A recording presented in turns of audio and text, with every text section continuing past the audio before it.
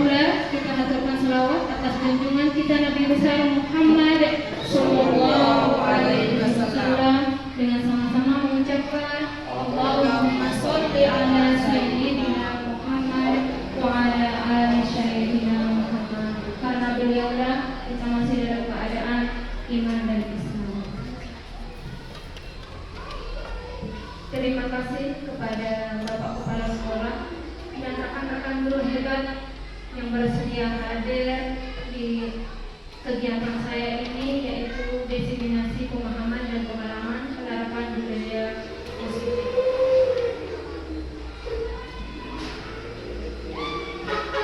Sebelum kita mulai ke acara, terlebih dahulu mari kita sama-sama membaca Ummul Quran supaya kegiatan kita ini berjalan dengan lancar dan materi apa yang kita dapatkan nanti bisa bermanfaat bagi kita.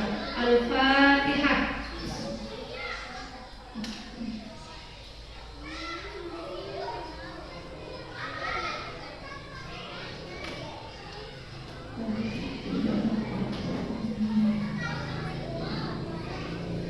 Jadi lancarnya kegiatan kita ini atau menghangatkan situasi ini, dulu kita ice breaking dulu ya, supaya kita tidak tegang.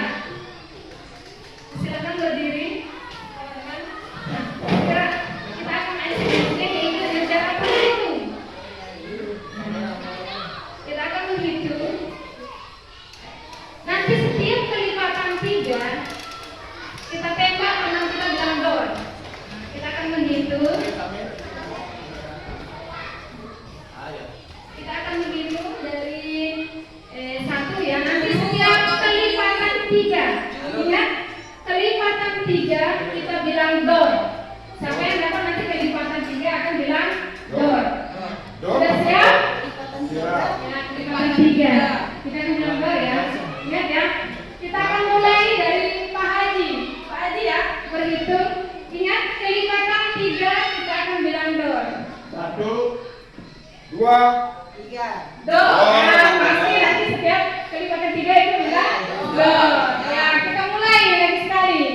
Mulai Pak Haji. 2, door. Mas, Pak, udah mulai dari 1 lagi. Door. Kelipatan 3. Ini bukan terus hari semua kelipatan 3.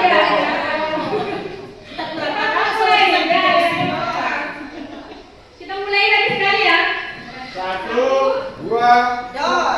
5. Door. 7. 8, door. 9. 10.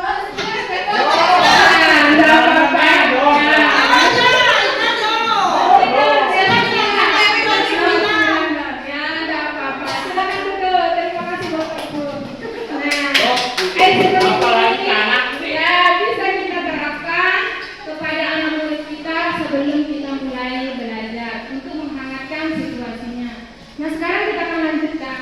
Tujuan saya di sini, berdiri di sini Bapak Ibu, ini bukan semata-mata ini menggurui atau saya lebih bisa, tapi kita sama-sama belajar. Saya juga masih belajar, sangat belajar, dan ilmu saya juga masih sangat kurang. Nah, di sini tujuan saya di sini adalah ingin menyelesaikan tugas aksi nyata pada modul 1, yaitu 1.4 tentang budaya positif. Di sini kita akan saling berbagi, kita akan saling tanya jawab nanti tentang budaya positif yang pernah kita lakukan di sekolah kita. Kita akan lanjutkan ke materi. Nah, di sini tujuan saya tadi kan tujuan individu yang tadi. Nah, sekarang tujuan kita di sini untuk belajar ini yang pertama adalah kita bisa menunjukkan kemampuan dalam memandu pembuatan keyakinan kelas. Yang kedua, nanti kita dapat menjelaskan rencana penyampaian disiplin positif di kelas dan strategi penerapan di sekolah. Yang ketiga, kita akan menunjukkan kemampuan mempraktikkan segitiga restitusi dalam penerapan disiplin positif. Nah, sekarang mungkin pernah Ibu Guru dengar ya tentang budaya positif, dan pernah setiap hari kita lakukan budaya positif di sekolah kita.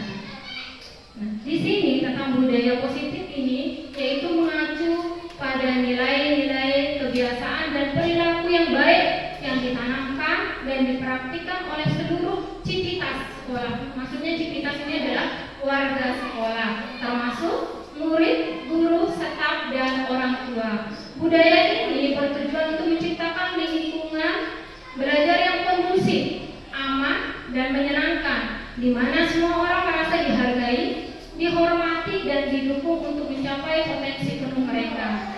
Budaya positif tidak hanya tentang mengikuti aturan, tetapi juga tentang membangun hubungan yang positif, saling menghormati, dan bertanggung jawab. Budaya ini membantu murid untuk mengembangkan karakter yang baik, seperti disiplin diri, kerjasama, dan rasa hormat terhadap orang lain. Nah, sekarang saya tanya, budaya positif apa yang selalu kita lakukan di sekolah ini? Mungkin ibu guru ingat ya, apa yang pernah kita lakukan di sekolah ini? 5S. Iya, 5S. Coba ibu guru. Pakai nyanyi boleh?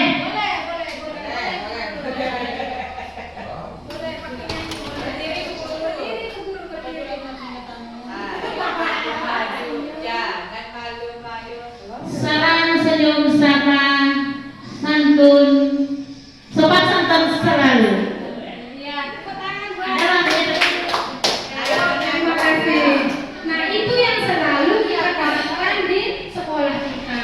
Apalagi kalau ada hari-hari besar yang selalu kita terapkan di sini seperti Isra Mi'raj. Nah, itu adalah salah satu budaya positif yang kita lakukan di sekolah besar. Nah, sekarang kita akan bahas ya yang tadi disebut sama ibu guru agama.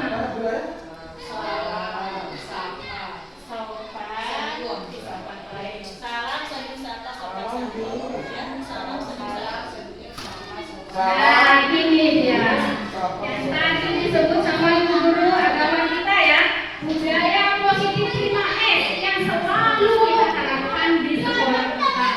Yang pertama di sini adalah senyum. Kita selalu menyapa anak murid kita dengan baik, dengan senyum. Seandainya kita sebagai guru datang ke sekolah dengan raut muka yang istilah macam ya, apa nama istilahnya? Mungkin ya anak murid kita sudah merasa tidak enak untuk menegur kita. Nah, di sini yang kedua ini salam. Kita ajarkan kepada anak didik kita selalu memberikan salam, selalu mengucapkan salam kepada teman-teman maupun gurunya. Nah, di sini yang ketiga adalah sapa, yaitu menyapa dengan baik, dengan ramah, menunjukkan rasa peduli. Nah, seperti kita tanya, bagaimana kabarnya nak? Nah, itu yang selalu kita terapkan kepada anak kita. Yang selanjutnya itu sopan, berbicara dan berperilaku yang baik terhadap ibu bapak guru dan teman-temannya. Yang terakhir ini adalah santun, yaitu menunjukkan sikap yang santun dan berhormat kepada semua orang. Nah, di sini ada materi pokoknya yang kita akan ambil, karena di sini adalah tema kita di sini adalah tentang diseminasi pemahaman dan pengalaman penerapan budaya positif. Nah, di sini materi yang penting tentang budaya positif. Nah, ini kita akan bahas ada 4 materi pembahasan. Nah, tadi kan sudah kita terapkan tentang 5S ya. Nah, sekarang ini di sekolah pendidikan guru penggerak ini saya mendapat ilmu tentang bagaimana penerapan budaya positif di kelas maupun di sekolah kita. Yang pertama di sini kesepakatan atau keyakinan kelas. Yang kedua, disiplin positif. Yang kelima, yang ketiga, 5 posisi kontrol guru. Yang keempat, segitiga restitusi. Ini akan menjadi bahan pokok kita sekarang, pembahasan kita. Yang pertama di sini adalah tentang kesepakatan atau keyakinan kelas. Yang sering kita terapkan di sini kan cuma peraturan. Nah, baru kita mulai masuk atau ajaran baru, pasti aturan yang akan kita terapkan ke anak. Nah, sekarang saya akan tanya, peraturan apa saja yang Bapak Ibu terapkan ke anak sebelum kita mulai belajar? Kalau saya kata tertib ada di sana kan kelas. Ya. Nah, di situ kan tidak pernah terlibat anak dalam penyusunan aturan kelas. Kita sebagai seorang guru saja yang menulis. Nah, di sini kita akan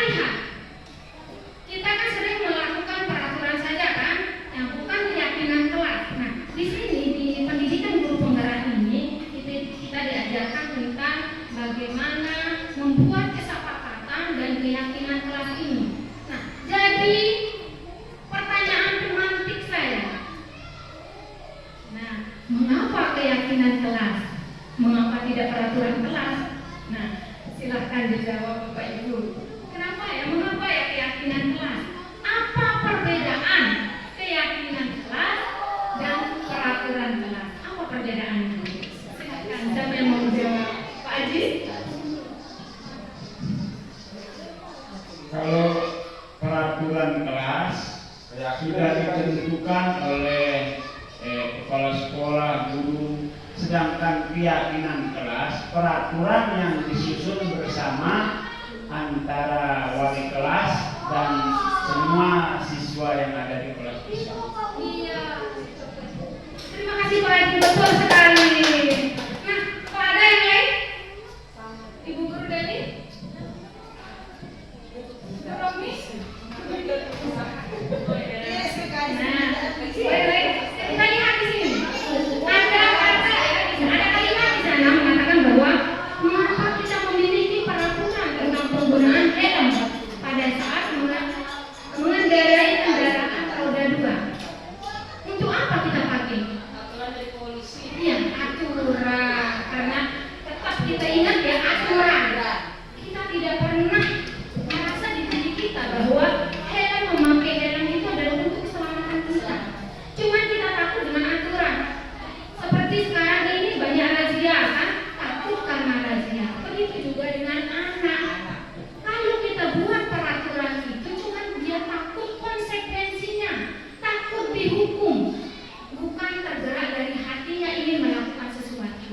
Bukan seperti itu, Bapak. Ya. Nah, sekarang kita akan bahas selanjutnya jawaban dari pertanyaan tematik ini. Nah, mengapa keyakinan kelas? Mengapa tidak peraturan kelas? Nah, karena peraturan kelas itu fokus pada perilaku serta konsekuensinya. Aturan dibuat untuk mengatur dan mengendalikan perilaku siswa, dan pelanggaran atau aturan biasanya disertai dengan konsekuensi seperti teguran atau hukuman. Pasti ya, jika kita sudah menulis aturan kelas kita tempel, dibaca sama anak. Nanti kalau ada yang melanggar pasti kita akan hukum. Kita suruh lari, tidak mengerjakan PR, kita suruh keliling. Nah, itu biasa ya dilakukan. Tetapi besoknya lagi ada yang akan mengulangi dan mengulangi, tidak ada jerahnya, tidak ada unsur dari dirinya sendiri nanti akan melakukannya. Nah, sedangkan keyakinan kelas itu fokus pada nilai-nilai dan prinsip yang ingin dibangun di dalam kelas. Keyakinan kelas ini dibuat untuk menginspirasi dan memotivasi untuk berperilaku positif, fokus pada bimbingan dan dukungan daripada hukuman. Nah, ini makanya kita disuruh sekarang ini adalah keyakinan kelas, bukan peraturan kelas. Nah, kalau peraturan tadi kan sudah ada ya, bukan anak yang kita ajak, sudah ada, kita sendiri yang buat sebagai guru. Nah, seolah-olah kita akan memaksa anak itu bahwa aturan ini seperti ini, aturan kelas, aturan sekolah itu seperti ini. Nah, karena anak itu merasa takut akan dihukum, takut akan tidak naik kelas, akhirnya dia mengikuti, tetapi di dalam hati itu ada rasa keterpaksaan, bukan dari diri sendiri. Nah, di sini makanya di sini kita belajar tentang keyakinan kelas. Di sini keyakinan kelas ini untuk menginspirasi dan memotivasi siswa. Nah, sekarang kita lihat perbedaan. Sebelum kita lanjut ini, coba sekarang sebutkan peraturan kelas yang sering Bapak Ibu gunakan di dalam kelas. Seperti apa? Ada di sana ada kata positifnya dan ada kata negatifnya yang harus kita sepakati nanti. Apakah berupa keyakinan kelas atau peraturan kelas? Coba ya, silakan.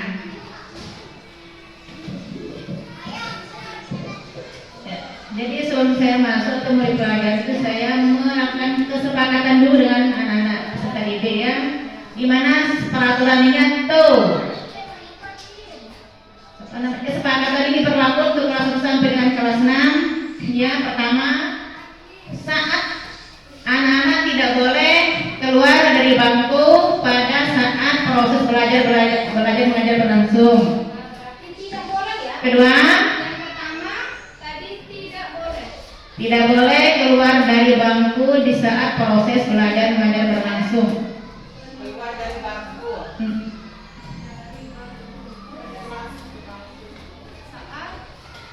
SDM. Yang kedua, Dan sudah dipakai. Kedua, anak peserta didik tidak boleh berbicara di saat proses belajar berlangsung. tidak boleh Berbicara pada saat pada Kesepakatan ini ya, saya buat.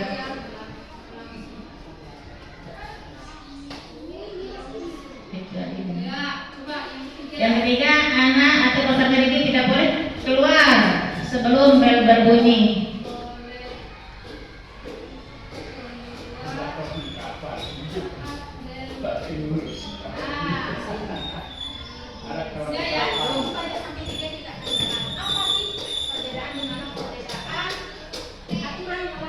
Keyakinan kelas.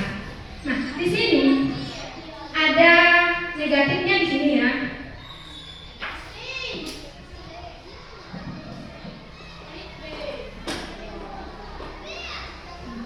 Kami di sini di pendidikan ini belajar tentang contoh peraturan kelas. Ada kata-kata negatifnya di sana seolah-olah anak itu merasa keterpaksaan akan melakukannya. Nah, di sini ada contoh keyakinan kelas dan contoh peraturan kelas. Nah, tadi ibu guru agama sudah menyebutkannya tidak boleh keluar dari bangku saat belajar. Nah, di sini kata tidak bolehnya ini kita akan perbaiki.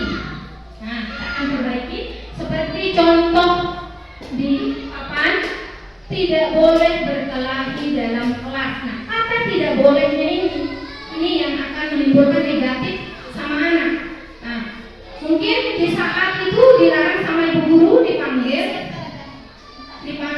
tapi besoknya lagi kerjakan dan seterusnya seperti itu.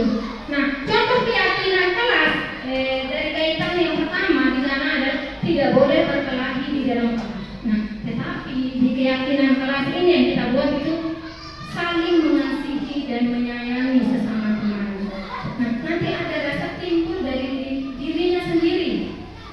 Nah, lebih baik kita akan mengatakan saling mengasihi dan menyayangi sesama teman. Berarti mereka akan paham. Ya, yang kedua tidak boleh melakukan perundungan terhadap teman. Nah, kalau di keyakinan kelas kita ubah di sini adalah saling menghargai dan menghormati antar sesama. Kalau kita bilang tidak boleh atau kita buanglah, tidak boleh membuang sampah sembarangan. Nah, di sana seolah-olah anak itu melakukannya saat itu dan ditegur sama bapak ibu guru akan berhenti pada saat itu. Tetapi besoknya itu lagi dia akan kerjakan. Kita mengalami seperti itu setiap hari di sini. Nah, mengenai tidak mengerjakan PR, kita tegur dia seolah-olah anak itu merasa terpaksa. Tidak ada dari dalam dirinya sendiri. Nah, di sini keyakinan ini kita bentuk ini untuk kesadarannya. Nah, di sini kita bilang buanglah sampah pada tempatnya. Nah, ini contoh peraturan kelas dan perbedaan peraturan kelas dan keyakinan kelas. Bisa dipahami, Pak Haji? Ya. Nah, sekarang kita akan lanjutkan.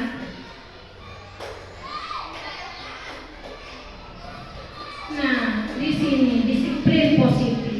Bagaimana kita terapkan tadi peraturan-peraturan itu supaya anak itu melakukan dengan ikhlas. Anak itu melakukan dengan dari dalam dirinya sendiri, bukan ada keterpaksaan. Nah, di sini disiplin positif ini kita buat. Kita akan melakukan secara bersama dengan anak-anak itu. Apalagi kita sekarang akan tahun ajaran baru.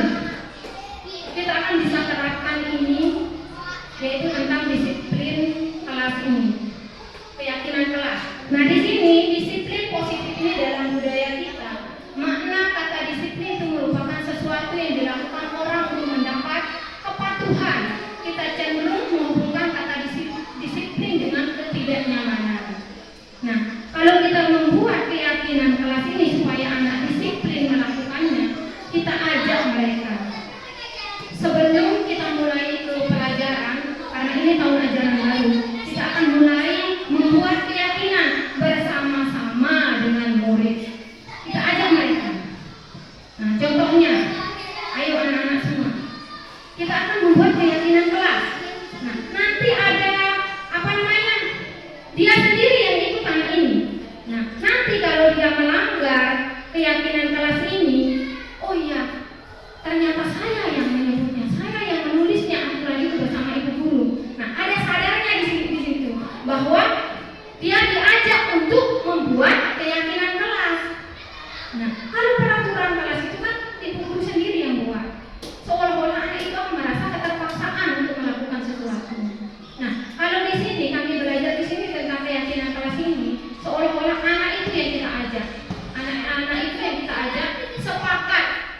saja sih kesepakatan kelas yang akan kita buat sebelum pelajaran kita dimulai.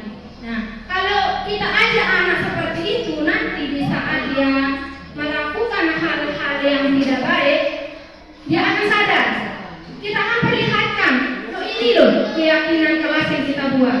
Nah, akhirnya mereka akan sadar, oh iya, bahwa keyakinan kelas itu kita buat bersama, untuk kita patuhi bersama, untuk kita taati bersama.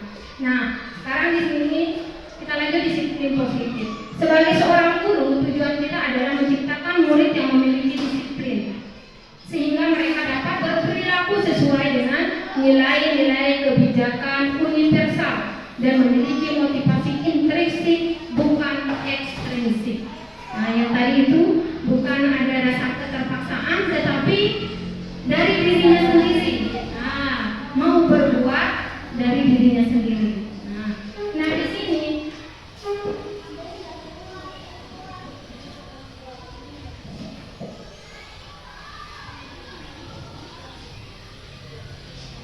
tadi ada kata universal, nilai-nilai universal. Mungkin ada di benak ibu bapak yang akan bertanya itu tentang nilai-nilai universal.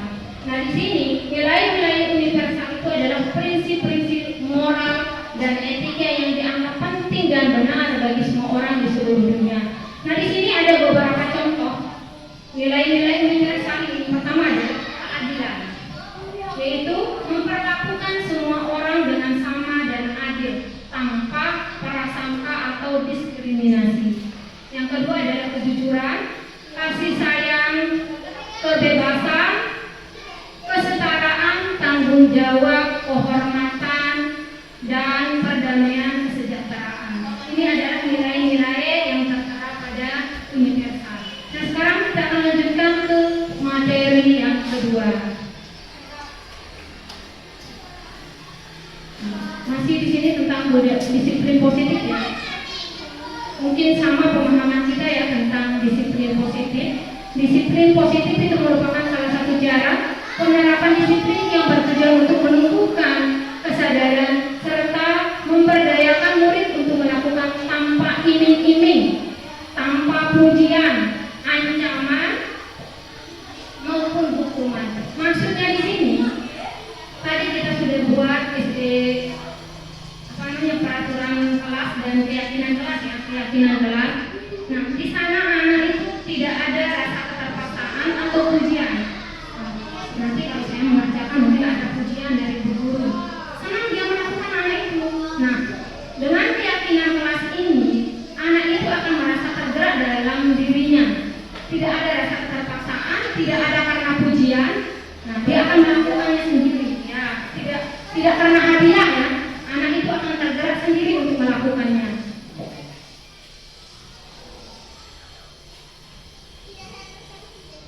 Menghargai nilai-nilai kebajikan diri sendiri. Murid melakukan disiplin diri itu karena kesadaran akan nilai kebajikan dirinya. Ini merupakan motivasi intrinsik. Ya, boleh. Bismillahirrahmanirrahim. Assalamualaikum warahmatullahi wabarakatuh. Ini masalah perbedaan peraturan sama keyakinan kelas. Mungkin semua instansi pendidikan, baik SD, SMP, SMA, semua ada peraturan. Baik itu peraturan untuk murid dan untuk ibu dan bapak murid. Nah ini yang saya pertanyakan.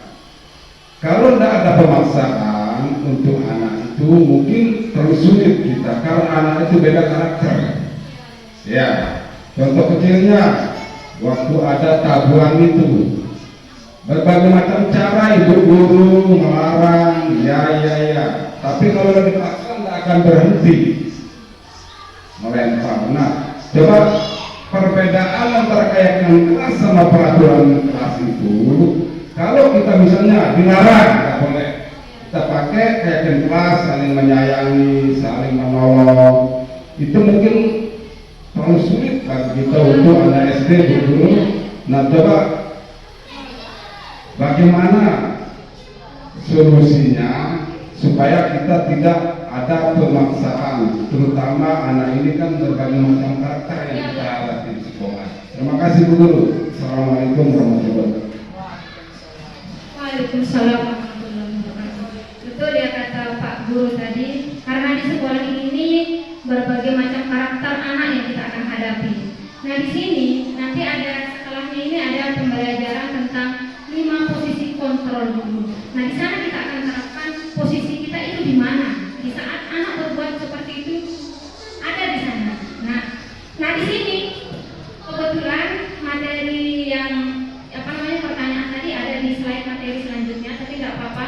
Nah di sini kita disuruh untuk melihat kebutuhan anak yang akan dibahas tentang materi selanjutnya di sini. Kita di sini sebagai seorang guru, pertama-tama kita disuruh adalah melihat karakteristik murid kita sendiri. Kan kita sebagai wali kelas ya, atau guru olahraga, masing-masing anak ini kan berbeda. Ya, ada yang butuh kasih sayang. Mungkin dia berbuat seperti itu karena dia butuh perhatian dari kita. Nah, cara kita di sini kita disuruh untuk mendekati mereka, bukan langsung untuk menghukum. Ada di sini di materi selanjutnya Pak Guru. Nah, kita lanjut saja nanti pasti pertanyaan ini kita akan jawab. Nah, di sini setelah ini ada materinya. Ini motivasi merupakan itu dorongan yang timbul pada diri seseorang secara sadar untuk melakukan tindakan dengan tujuan tertentu. Ya, yang pertama itu menghindari ketidaknyamanan dengan hukuman. Murid melakukan disiplin karena takut dihukum merupakan motivasi ekstrinsiknya. Nah, mendapat imbalan atau penghargaan dari orang lain, murid ini melakukan disiplin diri karena ingin mendapat imbalan merupakan motivasi ekstrinsik. Kita lanjut. Nah, di sini dia Pak Guru. Materi selanjutnya di sini adalah tentang 5 kebutuhan dasar manusia. Karena tadi sudah dikatakan sama Bapak olahraga, bagaimana cara kita. Nah, dari sini kita akan melihat kebutuhan anak itu seperti apa, kebutuhan siswa kita itu seperti apa, yang kebutuhan yang diinginkan dari kita sebagai seorang guru. Nah, di sini sebelum ini ada soal ya, ada yang akan dijawab ya, cuma disambung katanya saja. Mungkin pernah dengar ya, 5 posisi. Kalau kamu melakukan hal ini, atau kamu akan rugi, diri kamu sendiri akan rugi. Mungkin lambat tahun anak itu akan berubah. Nah, kita akan lanjutkan pembahasan kita. Nah, di sini 5 posisi kontrol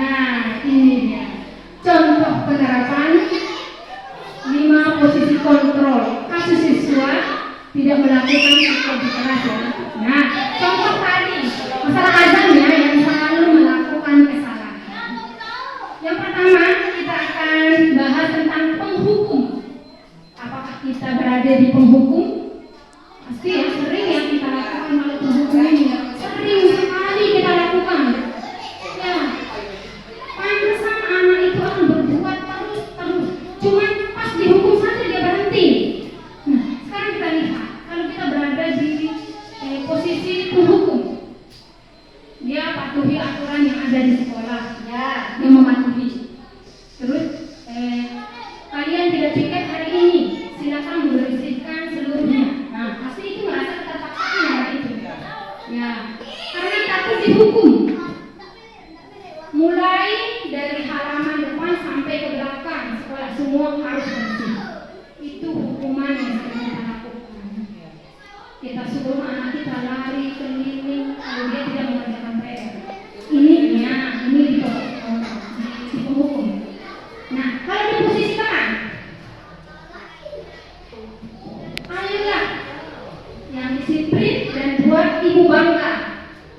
Ini seolah-olah kita perintah anak ini. Kali ini tidak apa-apa kalian salah dan tidak piket kelas. Nah, seolah-olah kita akan memberikan anak itu ruang untuk mengerjakan lagi kesalahannya itu. Nah, sekarang kita akan menjadi pemantau. Kalian sudah melanggar peraturan apa? Nah, seperti Pak Ibi tadi ya, pasti itu akan pertanyaan itu sebagai pemantau. Tahu konsekuensinya? Nah, pasti kita akan kasih tahu. Kalau dia pasti kalau kamu tidak mengerjakan PR atau tugas, kamu tidak akan naik kelas. Pasti itu yang kita akan ucapkan kepada anak kita. Nah, sekarang kalau pembuat rasa bersalah, berkali-kali ibu guru harus memberitahu kalian bahwa apa yang kamu lakukan itu salah. Kita akan menimbulkan beban di pemikiran anak itu. Anak itu akan merasa selalu bersalah atas apa yang dia perbuat. Nah, sekarang yang terakhir itu tentang manajer.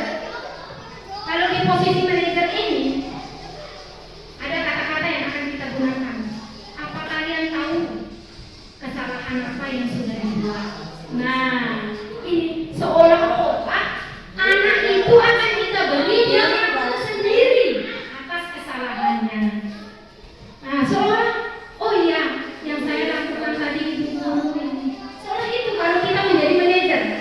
Nah, setelah kita tahu ini posisi mana yang cocok untuk kita sebagai seorang guru.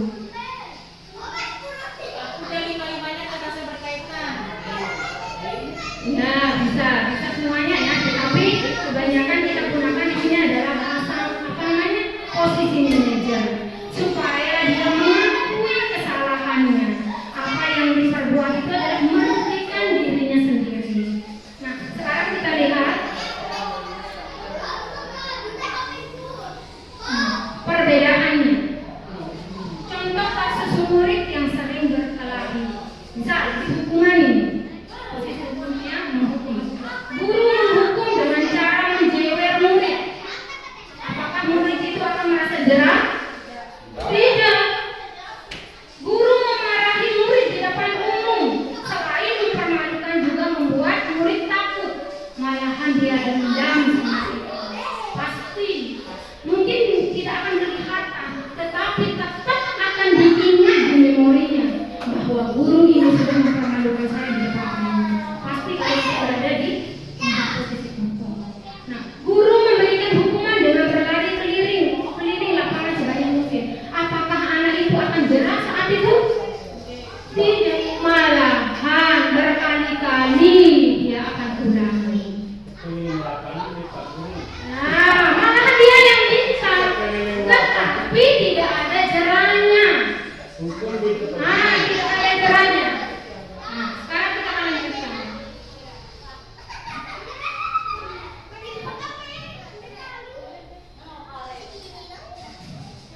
Nah, kalau konsekuensi ini tadi kan menghukum ya. Konsekuensi ini guru memberikan konsekuensi untuk saling memaafkan dengan memaksa kedua belah pihak yang berkelahi. Sering kita lakukan di saat anak murid kita yang berkelahi atau saling pukul, kita bawa dia ke kantor. Kita suruh dia minta maaf satu sama lain. Sebenarnya anak itu belum ada dari dirinya itu untuk memaafkan temannya, belum ada.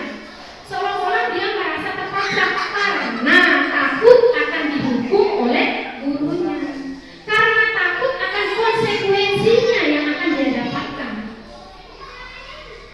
Nah, guru tegas dalam murid menghormati peraturan sama juga ini. Ada merasa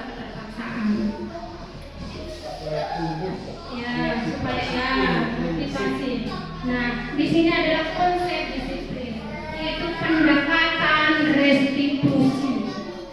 Sebuah cara menanamkan disiplin positif pada murid. Nah, ini tadi pertanyaan tadi ya. Yang kedua, pengertian restitusi. Restitusi adalah proses menciptakan kondisi bagi murid untuk memperbaiki kesalahan mereka sehingga mereka bisa kembali kepada kelompok dengan karakter yang lebih kuat. Nah, di sini kami di Guru Penggerak itu sudah melakukan kegiatan tentang segitiga restitusi untuk mendekati anak supaya anak itu akan mengakui kesalahannya. Mudah-mudahan kita bisa terapkan di sini karena ini adalah kawan jalan baru ya. Mudah-mudahan kita akan terapkan budaya positif ini di sekolah. Kita sama-sama menerapkan supaya disiplin positif ini dapat berjalan dengan baik. Kita semua guru itu harus punya komitmen bersama, Bapak Ibu guru. Kalau satu yang melaksanakan tidak akan bisa terlaksana. Tidak akan bisa terlaksana semuanya. Mungkin apa yang kita terapkan nanti kita akan berkolaborasi dengan teman, dengan kepala sekolah, bagaimana kita akan menerapkan budaya positif di sekolah kita. Nah, di sini dengan pendekatan restitusi namanya.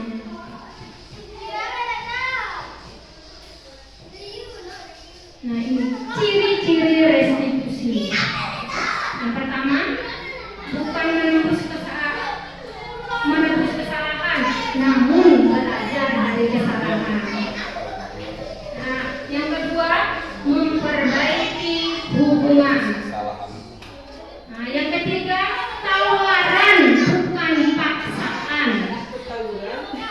Nah, yang keempat, menuntun untuk melihat ke dalam diri siswa kita. Mencari kebutuhan dasar yang mendasari tindakan. Yang selanjutnya, fokus pada karakter, bukan tindakan. Yang selanjutnya itu menguatkan dan fokus pada solusi. Ini adalah ciri-ciri restitusi. Nah, sekarang yang kita akan lakukan sebagai guru adalah ini, dengan menggunakan segitiga restitusi. Nah, di sini ada segitiga restitusi yang akan kita gunakan, yang kita akan terapkan di anak kita kalau dia melakukan kesalahan. Bagaimana cara kita? Nah, di sini yang pertama adalah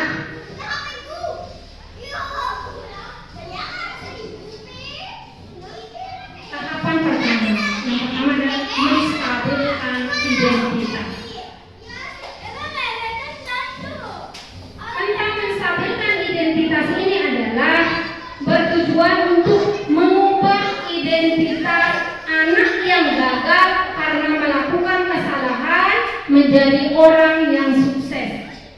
Nah, dari merasa sedih dan emosional hingga mampu menggunakan fungsi rasionalnya. Maksudnya di sini di saat kita mengadili seorang anak yang melakukan kesalahan, ada cara kami di sini yang sudah kami diajarkan tentang pendekatan segitiga restitusi ini. Kita panggil anak itu dengan cara yang baik. Kita tanyakan mengapa, apa alasannya mereka melakukan hal tersebut.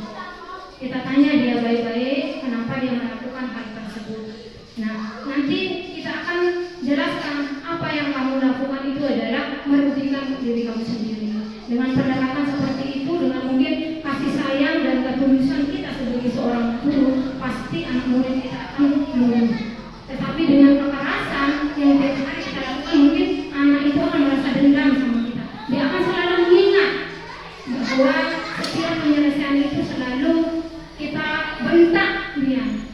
Nah, selalu kita seolah-olah kita akan mengatakan bahwa selalu anak itu merasa bersalah. Nah, selalu kita katakan seperti itu. Ya, insya Allah Pak, mudah-mudahan seperti yang dikatakan pepatah, batu yang begitu keras saja bisa dia lekuk ya dengan air yang begitu lembut. Air itu berarti bisa kita akan berusaha. Apalagi ini hati seorang manusia, hati seorang anak